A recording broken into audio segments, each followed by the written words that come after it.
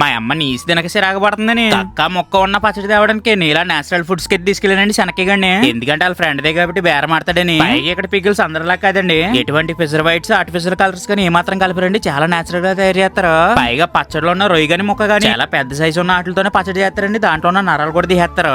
పైగా pure veg పచ్చళ్ళు high క్వాలిటీగా వీళ్ళ దగ్గర 18 రకాల పికిల్స్ అయితే ఉన్నాయండి. అంటే ఉసిరికాయ, పనసపొట్టు, ఆవకాయ ఇలా చాలానే ఉన్నాయండి. పైగా నాన్ వెజ్ లో చికెన్, మటన్, నాటుకోడి, ఫిష్ అంటూ ఇలా చెప్పుకోగలరండి. నేచురల్ గా చాలా రకాలైతే ఉన్నాయండి.